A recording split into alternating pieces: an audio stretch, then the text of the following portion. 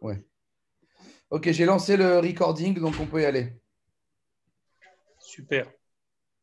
Tov. Alors, Tizkou les Shanim Rabbot, Ni'imot Vetovot.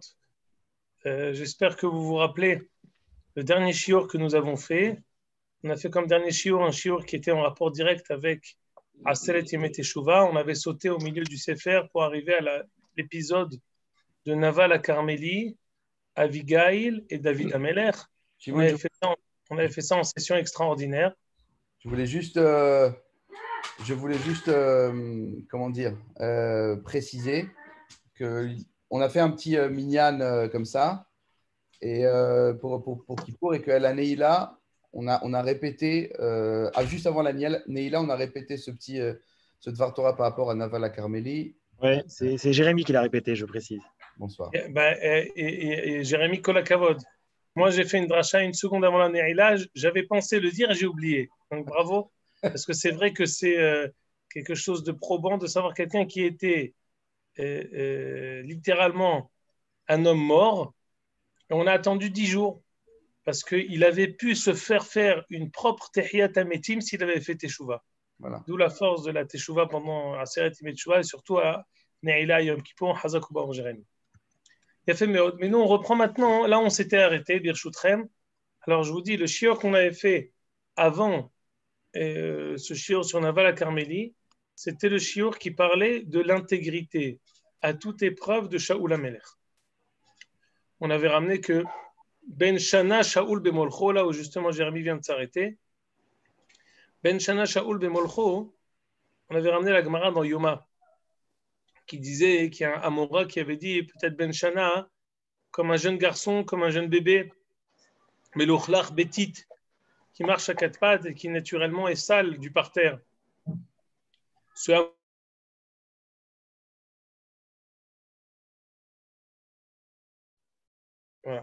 Amora n'a pas pu réussir à passer les nuits sans avoir des cauchemars terribles.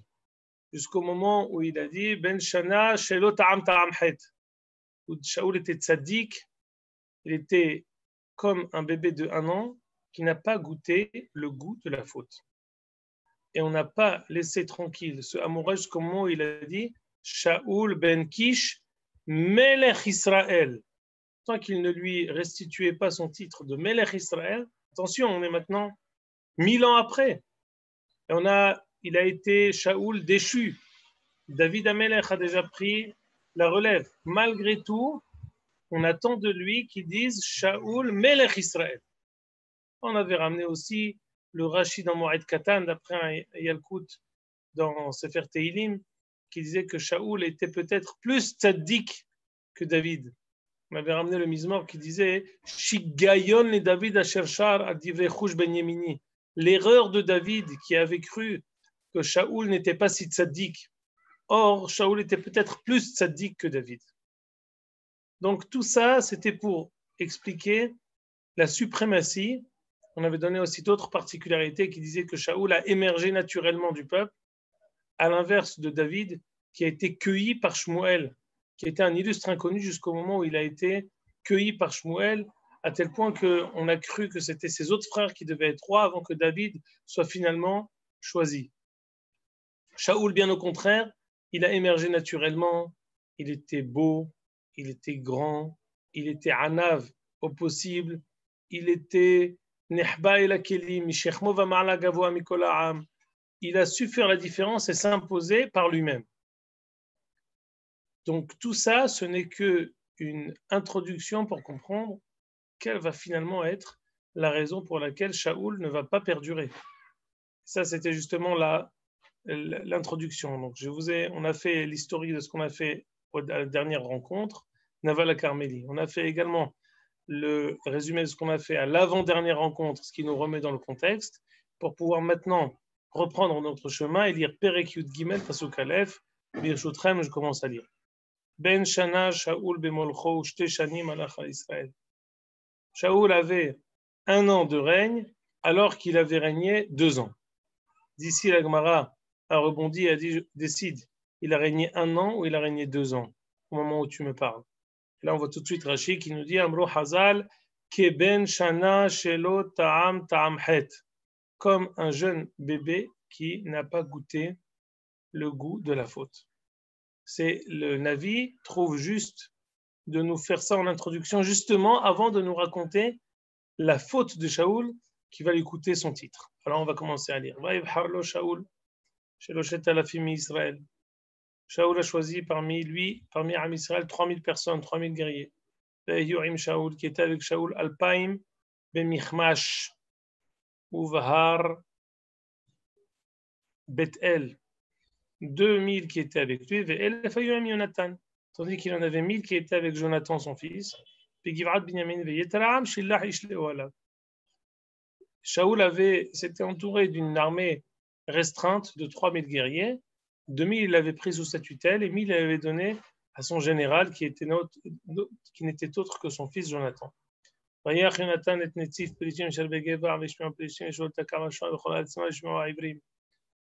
a continué à faire des siennes et à mettre à terre les Philistins.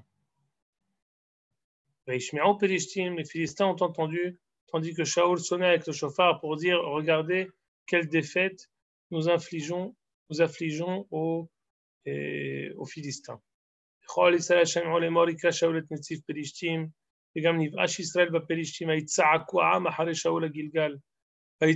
Ici, ça veut dire après cette victoire, tout Am Israël s'est rassemblé autour de Shaoul dans la ville de Gilgal. Aux Philistins, les Philistins, après avoir essuyé cette défaite, ils se rassemblent pour pouvoir faire une guerre. Sheloshim elef rechev et sheshet alafim parashim. 30 000 chars, 6 000 chevaux, ve'am kechol hashesvatayim larov. Mis à part l'armée qu'il y avait une multitude de personnes. Et ils ont campé dans la ville de Michmash. Je ne sais pas pourquoi aujourd'hui on a l'habitude d'appeler la ville Michmas. C'est une erreur, c'est Michmash. Et Ish Israël Raou, Kitzarlo. Am Israël a vu que ils ont vu que ça commence à devenir un peu difficile. Ils sont beaucoup, nous sommes que très peu. Les Philistins sont là. Am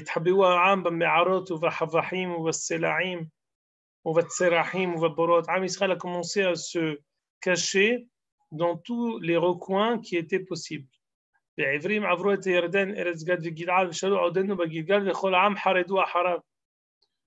Shaoul était encore à Gilgal et tout le monde avait peur derrière lui. Ils étaient en fait où ils allaient se cacher, ou ils allaient derrière Shaoul en attendant de sa part une réaction. Écoutez bien maintenant, ça c'est le tournant de ce qu'on va étudier aujourd'hui et qu'on va essayer d'expliquer. Va yohel shiv'at yamim la mo'ed asher Shemuel. Velo ba Shemuel a Gilgal va yefet sa'am me'alav. Shemuel a attendu 7 jours dans la ville de Gilgal, le moment qu'avait désigné Shemuel. Il a vu que Shemuel n'est pas arrivé. Va yefet sa'am me'alav. Le peuple a commencé à se disperser autour de lui. Il y a eu comme une mehouma. Qu'est-ce qui se passe? Il y a 7 jours, Shmuel avait promis son arrivée, et finalement, il n'arrive pas. On va tout de suite expliquer ça. Shaoul, quand il a vu la Iboud Ashtonot, c'est-à-dire, ils ont perdu la raison, ils ont commencé à courir à droite et à gauche, ils ont commencé à faire volte-face. Shaoul a décidé, amenez-moi des behemoth, des hayot, pour pouvoir faire le korban ola chez l'ami.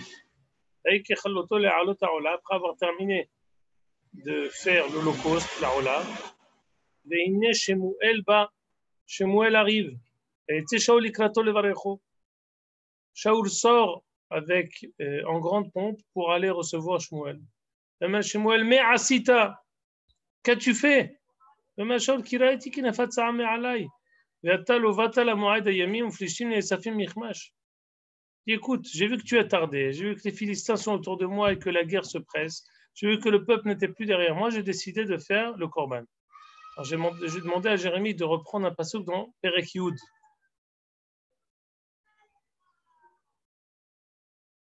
Voilà, très bien. Alors, un peu avant. Voilà. Je t'ai dit Perek Yud, Pasuk Het, pardon. Voilà. Lorsque Shmuel a donné à Shaoul tous les signes qui allaient être annonciateurs du fait qu'il allait devenir roi.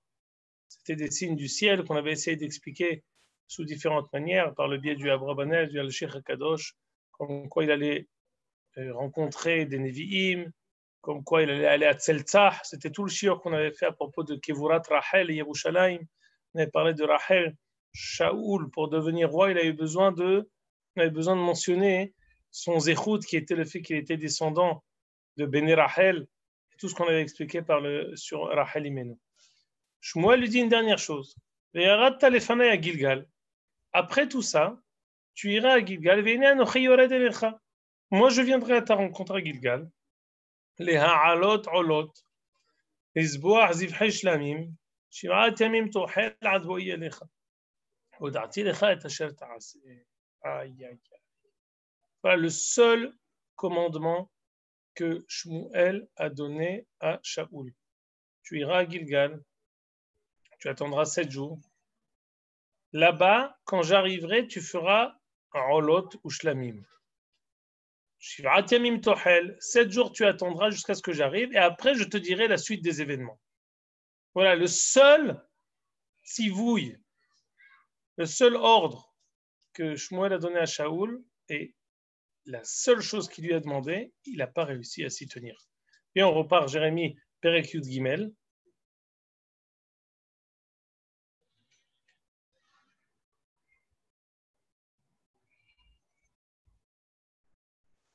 Très bien. Il a vu que l'Oba Shmuel à Gilgal, ויפת צעם מעליו ומשהו לגישו לעולה ויקח לו העולה ומשמל מעשיתה משהו כראיתי כי נפת צעם. Alors, avant d'expliquer les tenants et les aboutissants de cette faute, il existe le moussar le plus basique et le plus élémentaire. Quelqu'un qui agit sous pression, quelqu'un qui agit sans avoir tous ses moyens, toutes ses capacités de discernement, il fait des erreurs.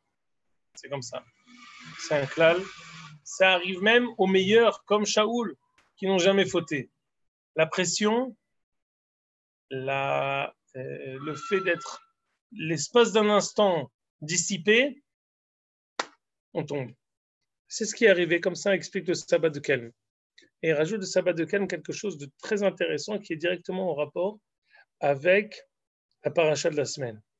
On voit que les plus grandes fautes de Am Israël, elles viennent du fait qu'on n'est pas attendu. On a pour exemple le plus grand, le Hegel. Il dit, je viens au bout de 40 jours. Il n'est pas arrivé, on veut faire des choses avant que l'heure arrive. Celui qui étudie le Shem Mishmuel, même celui qui n'étudie pas le Shem Mishmuel, dans d'autres commentateurs ça existe, je pense que dans toutes les synagogues de France et de Navarre et même d'Eretz Israël, on fera comme Racha, ce Shabbat, quel était le head de Adam Arishon? En quoi Adam Arishon a fauté? Quelle a été sa faute? Quel a été le rôle de Hava? On a de quoi faire un shiur entier sur ça. L'une des fautes qu'on attribue à Adam Arishon, et entre autres, celle que le Hari Ezal explique, c'est que Adam Arishon n'est pas attendu Shabbat. Ce qu'il a fait de prendre du Aïtzadaat, ça lui aurait été permis s'il avait attendu Shabbat, mais il n'a pas attendu. De manière plus profonde, le Hari explique que on sait que Nahash, il a voulu aller avec Madame Hava. On attribue la faute de Adam Arishon d'être parti avec sa femme avant Shabbat. Et il faut comprendre exactement quel est le sens profond de tout ça. Mais de prime abord, ça veut dire que de vouloir devancer les bonnes choses d'arriver avant leur temps, c'est em kol hatat. C'est ça le péché capital. Le fait de vouloir mettre la charrue avant les bœufs. le fait de croire que est arrivé le temps avant que le temps soit arrivé. Kol mi shedohek et hasha'a doheket oto. Toute personne qui pousse, qui fait la pression sur l'heure pour dire ça y est, c'est mon tour, sha'a doheket oto, il tombe. Bien souvent, il y a un moment, il y a un moment qui nous est destiné à chacun de nous.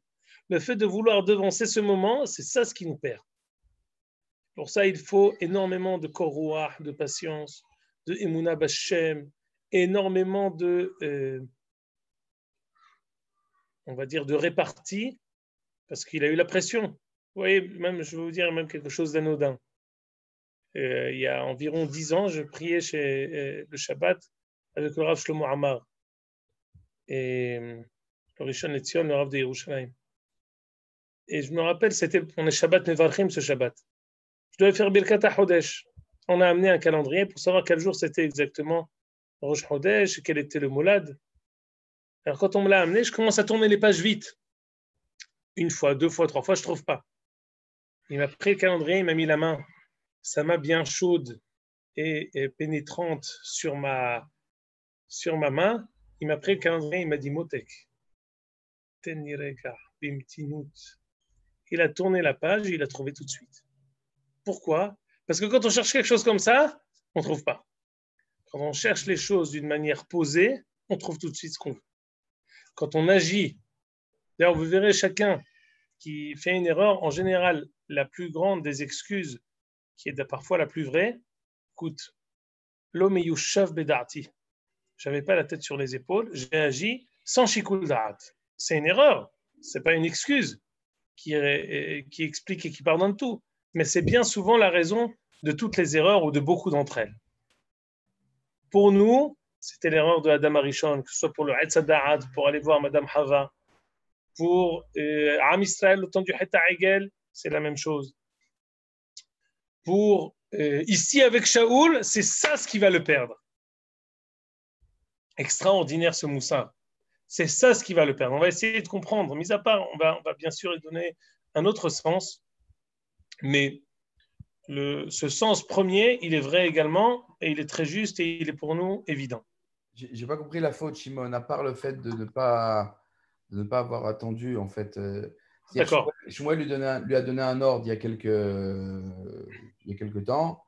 Là est arrivé le jour J. Bon, il a pas attendu, mais quelle est la faute? Dans Chet HaEgel, on comprend très bien quelle est la faute. Tu comprends? C'est Avodazara, etc. Là, bon, qu'est-ce qu'il a fait? Quel est le problème? Très bien. Alors, c'est vrai que je n'ai pas encore expliqué la faute, j'ai juste donné le fait qu'ici, on voit que c'est parfois quelque chose qui nous perd. Laisse-moi encore lire 3 psukim, on va voir dans Rashi une première explication pshatique de cette faute. Je me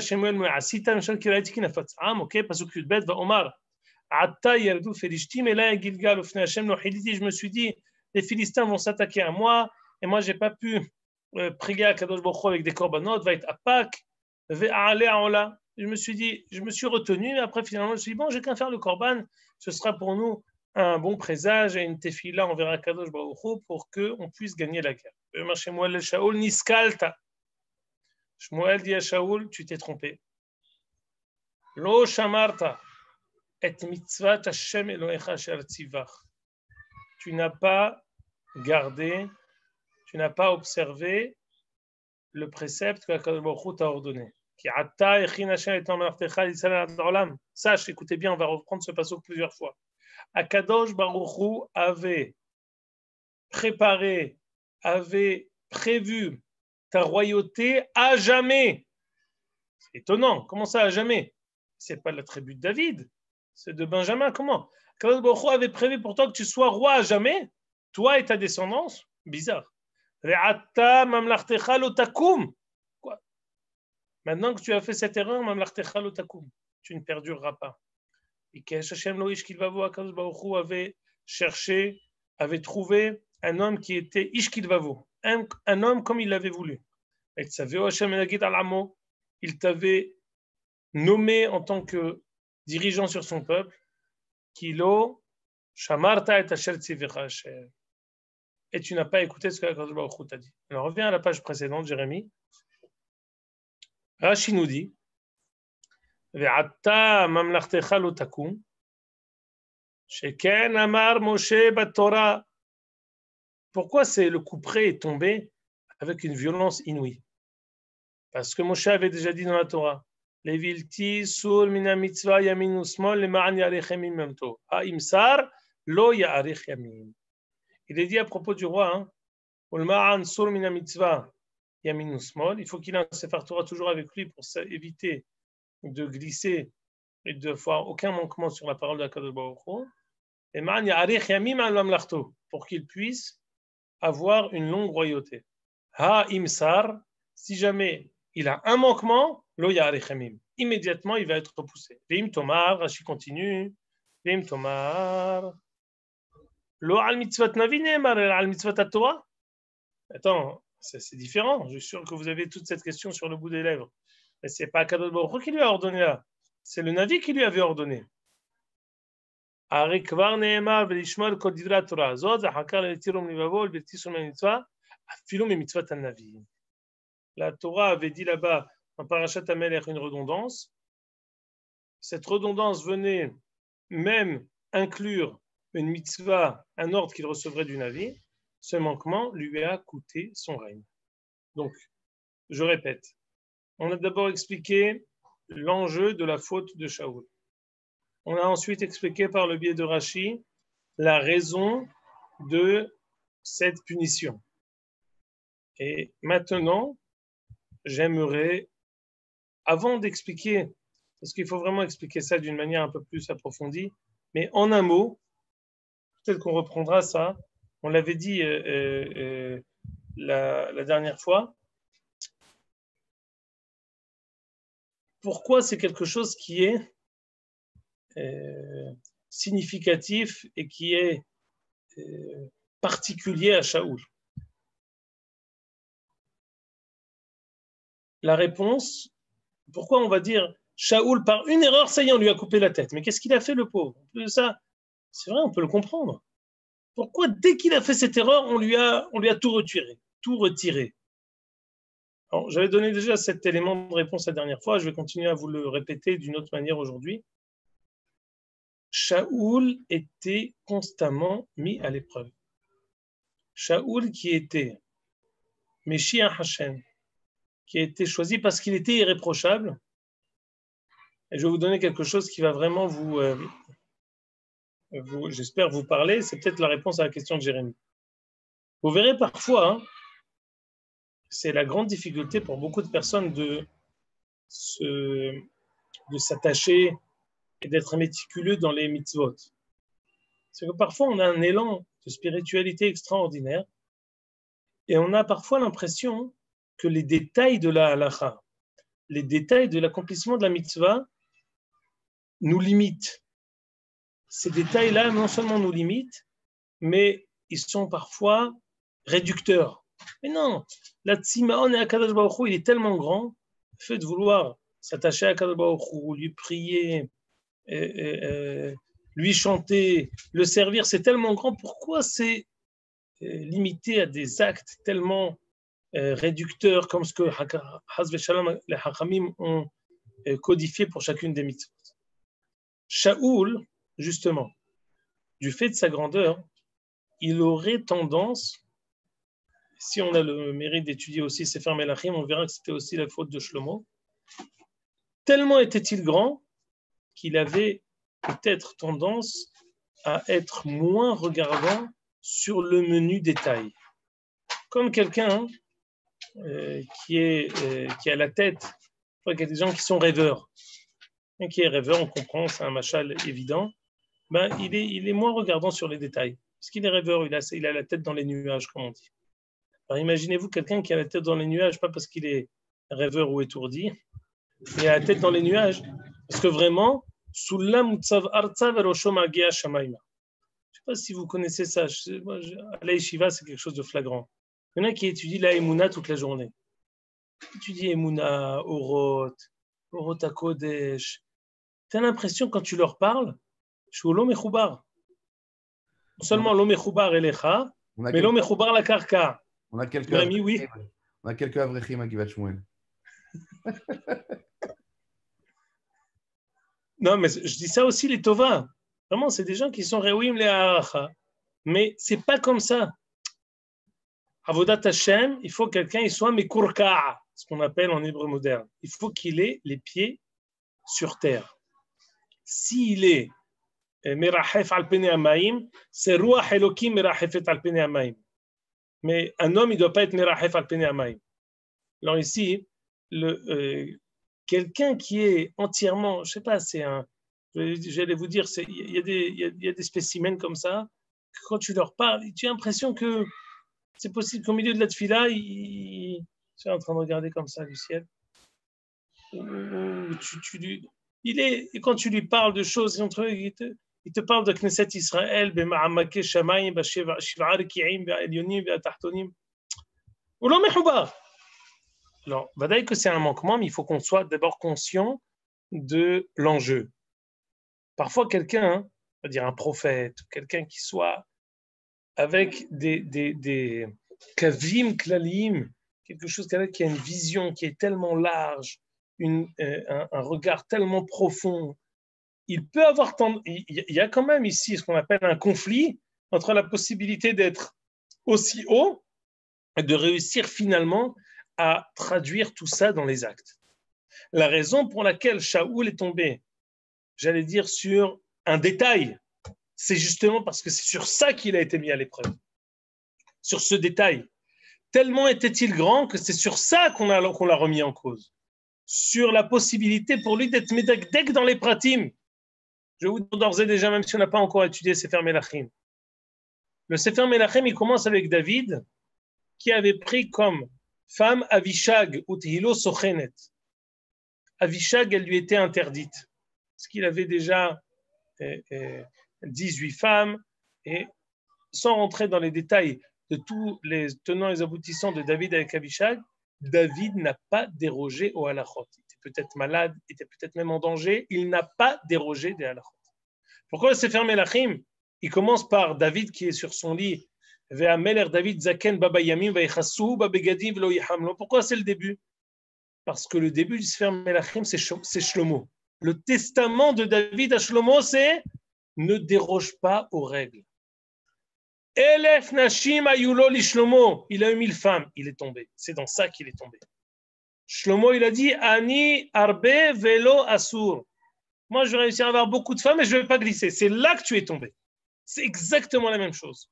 Shlomo, il était Klal Olami. C'était le plus hacham. Il a construit le Beth Amikdash. Il a réussi à élever les nations entières. Il est arrivé au top, au summum. C'est là qu'il est tombé. La possibilité de déroger. Mais qu'est-ce que sur une halakha? Pam! À partir du moment où Shlomo s'est marié avec Elef Nashim, au Bat Paran, Gabriel, il a planté un glaive à Rome et à Esav, l'Italie, a commencé à émerger. C'était pas au moment où Yerovam et Rehavam, c'était avant. C'est au moment où il a fauté Shlomo que tout ça s'est passé. C'est comme si Shlomo il avait semé une pousse qui a finalement poussé et qui a donné un arbre qui était ensuite le résultat, ce qui s'est passé avec Rehavam et Yerovam. C'est en ça que Shaoul et Shlomo, qui sont les deux des géants, tellement géants, qu'ils sont tombés dans les détails. Oui, c'est un enjeu difficile. De ne pas tomber dans les détails, c'est un conflit. On est dans l'Olamazé, on n'est pas des malachim. C'est l'enjeu d'un homme, Adam, Al-Pene Adama, la possibilité de pouvoir savoir maintenant et pas après. Après et pas maintenant. Et ce n'est pas pour rien qu'il est tombé dans ça, parce que c'est quelque chose qui est significatif du Nisayon qu'Akadosh Baruch Hu veut lui donner. Est-ce que j'ai répondu à ta question, Jérémy? Non. Je vais te dire pourquoi. Parce que, bon, d'abord, je comprends très bien ton explication. Moi, ma question, elle était plus sur la mashmaout de la faute. Encore une fois, la faute de Shlomo, je la comprends, les 1000 femmes, etc. J'essaie de comprendre avec un cerveau humain la faute de Shaoul en soi. pourquoi c'était une faute d'avoir été faire. Alors, et si c'est comme il dit Rashi, effectivement, l'avor al divrei navi, az beseder. C'est esber echad. C'est ma sheisbarti. J'ai juste élargi à travers ça que le fait que ce soit quelque chose qui ne soit pas écrit dans la Torah, qui soit dit par un avis, le fait que ce soit quelque chose qui soit dans le temps 7 jours après et pas avant, c'est justement sur ça qu'il était passible de tomber. Parce que le Navi, tu peux dire c'est le Navi et c'est pas la Torah. Tu peux dire 7 jours. Quelle différence entre 7 jours moins 1 heure et 7 jours plus 1 heure? C'est exactement sur ça que le bas blesse pour Shaoul. Et c'est là où il est tombé, effectivement. D'accord. Adain, ce que je n'arrive pas à comprendre, et peut-être que ce n'est pas le moment, mais Chet Hegel, il y avait de la Vodazara. Les Nashim de Shlomo, il y avait des problèmes peut-être de Rayot, enfin en tout cas de Ribouy Nashim.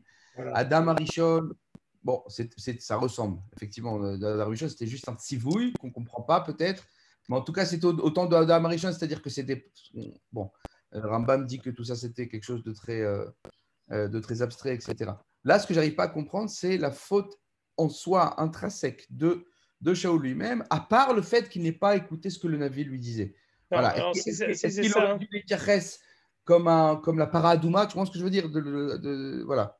Si c'est ça, alors il faut qu'on réussisse à approfondir pourquoi Shmuel lui a demandé d'attendre 7 jours. Quel est le sens de cette attente de 7 jours? Voilà. Pour essayer de comprendre quel a été le manquement de Shaoul de ne pas avoir attendu ces 7 jours. Et ça, on ne va pas l'étudier aujourd'hui parce que ça va être complété quand on verra la deuxième faute de Shaoul, quand il va être Amalek. Il va avoir un manquement avec Milhemet Amalek. Et il va tuer une partie, il ne va pas tuer tout le monde. Et à ce moment-là, Sophit, Shmuel lui dira Akadosh Baruch Hu te rejette d'être Melech. Ici, sa descendance a été rejetée. Et au temps de Amalek, ça va être Shaoul lui-même va être déchu de son titre. Donc, l'Aït Atta, ça suffit, mais moi j'aurais voulu m'arrêter maintenant sur le pasouk précédent. Si tu vas dans la page d'avant, Jérémie.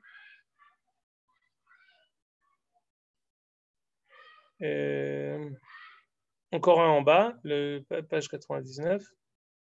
On sent. Voilà, c'est ça. ויאמר שמואל לשאול נסכלת לו שמרת את מצוות השם אלוהיך אשר ציווה כי עתה יכין השם את אמונתך לישראל עד עולם. J'ai une question à vous poser. Quoi, Itachen, que Shaoul aurait été roi à jamais? Est-ce possible une chose pareille? On sait que lo yasur shevet mi Yehuda muhokkek mi ben raglav. Dans quel contexte disons-nous que Shaoul aurait été roi, lui et sa descendance à jamais? Alors, cette question-là, elle est très importante. Shimon, par rapport à ça, excuse-moi, le mot nagid qu'on a dans le passage Yuddalet, il n'est pas utilisé justement quand on a des intendants qui sont là que pour remplir un rôle jusqu'au moment où le vrai roi arrivera? Non, nagid, c'est quelque chose qu'on dit même sur le Mashiach. Nagid tzaveh le ummim. Nagid, c'est un mot qui est tout à fait. On a dit avant même que Shaoul faute, shahto le nagid al Israël. C'est quelque chose qui est un terme qui est tout à fait à propos et qui peut être mentionné même pour le Melech HaMashiach. Donc, pour comprendre exactement quel est le sens de ce pasouk-là, alors Jérémie, si je peux nous mettre le Ramban que je t'ai demandé de mettre. Voilà, très bien. Encore la page d'après. Voilà, c'est juste le pasouk sur Lo Yasur Shevet mi Yehuda. Kadosh Baruch Hu avait promis à Yaakov que le sceptre de la royauté ne quittera jamais la tribu de Yehuda. Voilà. Magnifique.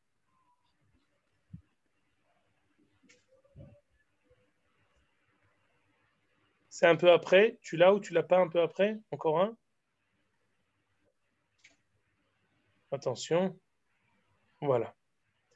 Regarde dans le dernier paragraphe. Ve'aya kolze. והיה כל זה מפני שהיה שמואל שופט ונביא ולוחם מלחמותיהם על פי השם מושיע אותם. ולא היה להם לשאול מלך בימיו. Bon, tout ce qu'on avait expliqué, quelle était la faute de Am Israël d'avoir demandé un roi au temps de Shmuel, très bien. On regarde Uma chez Amar Katouv. Descends encore 3 lignes, Jérémy. Voilà, exactement. Uma chez Amar Katouv. Là, c'est le passouk qu'on a lu. Ce que le passouk nous dit, Niskalta lo shamarta mitzvot Hashem, kata Hashem chen natecha l'Israël ad olam, sheimlo hata yelezar'u malchut b'Israël. Parce que mashma qu'il aurait été roi à jamais. Dit le Ramban, lo al kulam. Veze ata'am mamlartecha el Israël. Lo al Israël, mais el Israël. Il aurait été comme si on dit, c'est comme un État dans l'État. Il y aurait eu une indépendance pour Shaoul et sa descendance aurait été roi, comme ce qu'a dit le Ramban. Là, je ne sais pas pourquoi, Jérémy, tu nous as quittés. Je voulais montrer le L Israël dans le passouk. Ah, merci. Le El Israël d'Olam. Donc le dikdouk, merci Jérémy. Il dit, Akadosh Baruch Hu t'aurait gardé ta royauté sur Israël, pas à l'Israël, mais El Israël. Et ici, il explique la page d'après. Il explique quoi? Peut-être qu'il aurait été roi sur les tribus de sa mère, de Bnei Rachel, Binyamin, Ephraim, Menashe, Yehuda et Ephraim, qui shnei amamim nihshavim b'Israël. Ou haya melech tahat yad melech Yehuda. Deux possibilités propose le Ramban ici. Ou il aurait eu comme une sorte d'indépendance dans Am Israël, où il aurait été roi de Malchut, ce qu'on appelle, il y a Malchut Yehuda et Malchut Israël, il aurait été roi de Malchut Israël. Ou alors, il aurait été roi, mais il aurait été sous la tutelle de David Amelech, de Malchei Israël, des descendants de David Amelech. Alors, pour pouvoir élargir ça, j'aimerais qu'on puisse voir ça directement dans le Rambam, Ilchot Melachim ou Milchamotehem. Excuse-moi, Shmuel. Ah bah oui, ça embrouille tout ça. Shimon, ouais. Ce que je veux dire, si on suit le Rambam, là, ça veut dire qu'en théorie, selon une des théories du Rambam, le plan original de Dieu, c'était qu'il y ait deux peuples, deux rois et deux royaumes. Alors voilà, le deux peuples, je ne sais pas, mais on va voir exactement, peut-être que les deux explications se rejoignent. Viens, on voit ici dans le Rambam, on va essayer d'expliquer ça. C'est très bien justement ce que Jérémy a préparé ici. Descends encore un peu, Jérémy, juste que je puisse voir. Ah, très bien, voilà, Sagat Aravat. Très bien. Regardez dans Tête. Malché bet David hem ha'omdim le'olam. Les rois descendants de David Ameler sont ceux qui perdureront à jamais. Emar kis'acha ihye nachon ad olam. Comme il est dit, ton trône sera préparé, perdurera à jamais. Aval, écoutez bien. Il est possible qu'il y ait un roi qui émerge d'une autre tribu. On sait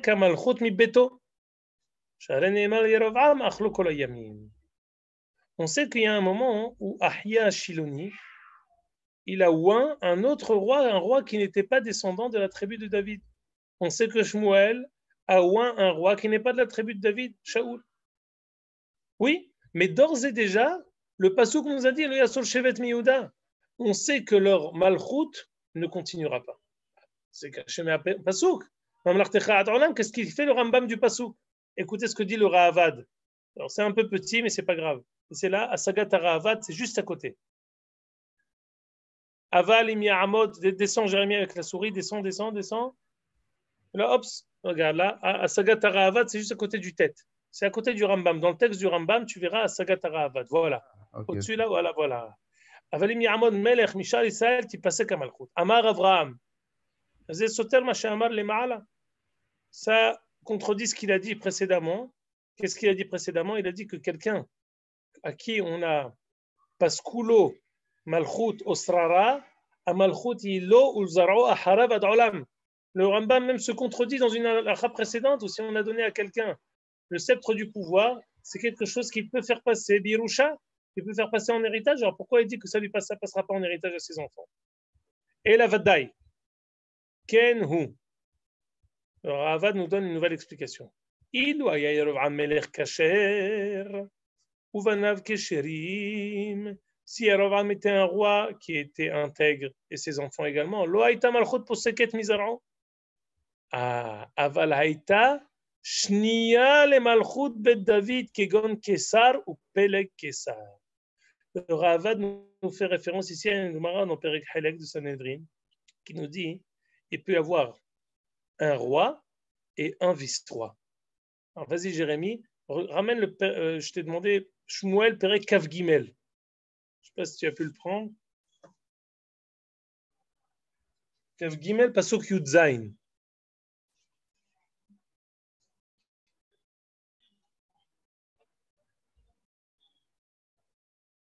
Je m'excuse, aujourd'hui, on a pu dépasser. J'ai commencé en retard. Je n'ai pas le deuxième shiur, alors on peut au moins terminer tout ce qu'on voulait étudier.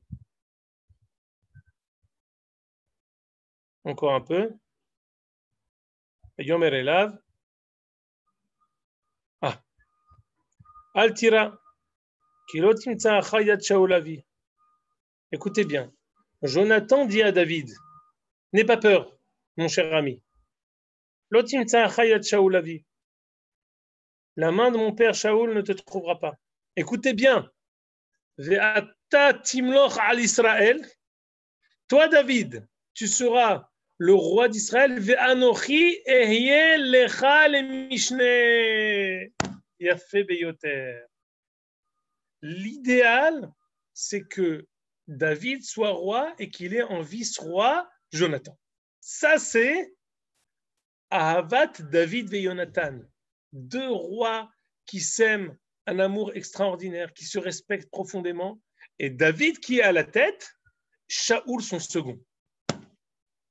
Ça, c'est ce qui est l'idéal, et c'est ça le pirouge du passeau qu'on a vu ici.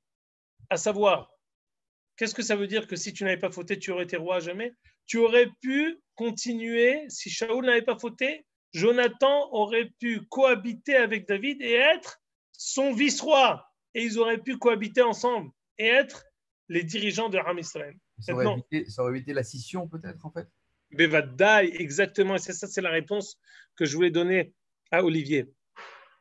À savoir, le Ramban y a donné deux possibilités. Je pense que ces deux possibilités, elles ne sont pas contradictoires. C'est si on a fauté, alors c'est, on va dire, Malchut Yehuda, Malchut Israël. Et si on n'a pas fauté, on est tous unis sous la tutelle de David et Jonathan.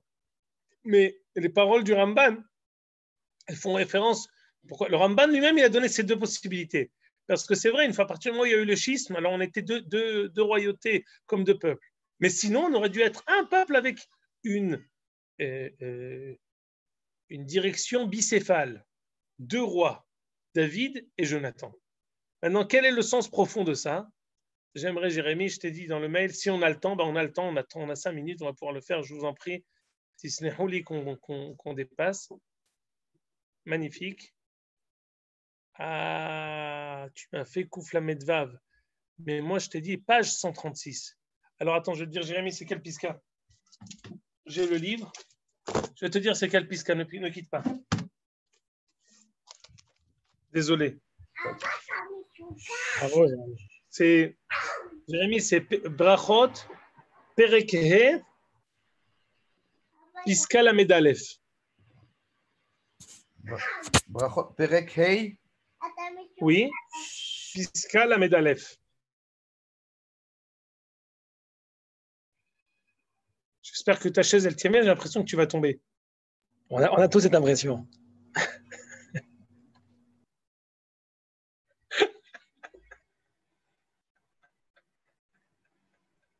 J'ai mon fils sur la tête en plus, là, je vous dis pas, c'est de l'acrobatie.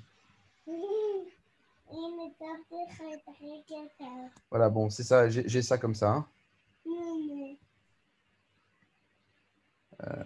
Hein. Magnifique. Voilà. Ici, on fait référence à la tefila qu'a faite Hanna. Hanna, au début du livre, elle avait dit Venatata la amatecha zera anashim. Elle avait dit à Eli, tu donneras à ta servante, à moi, Hanna, zera anashim. Je vais avoir une descendance. Elle dit quoi? Dis zera. Pourquoi zera anashim? Une descendance de personnes au pluriel. La Gemara a dit c'est quoi zera anashim? Ou Shmuel Amar, zera anashim. Zera sheimshach shne anashim. Je veux un enfant qui va oindre deux rois. Omay ninhu, Shaoul ve David. C'est là où on est exactement. Shaoul et David, je veux quelqu'un qui va oindre 2 rois. Ça revient en fait à la question d'Olivier. Et pourquoi il ne peut pas y en avoir un qui fait les 2? Pourquoi on a besoin de 2? Fais un qui fait les 2. Écoutez bien. Le'anhaga ta'uma, c'est un pirouge du Rav Kook. Le'anhaga ta'uma, pour pouvoir diriger Am Israël. Bi'ar nukvar, shetzarech de'aga miyuchedet le'matzav ha'hoveh, וגם למצב הלאומי הנצחי לדורות. Il y a un conflit entre le futur et un conflit entre le présent. C'est 2 choses qui se contredisent. La volonté de vouloir tout le temps m'arranger avec les kavim klaliyim nitzhiyim, avec la volonté éternelle de la nation et les volontés immédiates de la nation, ce sont 2 inyanim qui sont nobles, mais qui souvent se contredisent. S'il y a une personne qui fait les 2, qu'est-ce qu'on a finalement? On n'a ni l'un ni l'autre.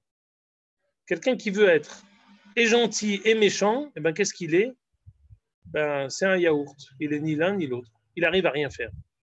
Parce que soit tu fais la main dure, ce qu'on appelle, c'est pour ça que parfois on sépare les rôles du père et de la mère, où on va dire le père elle est dur, la mère elle est gentille.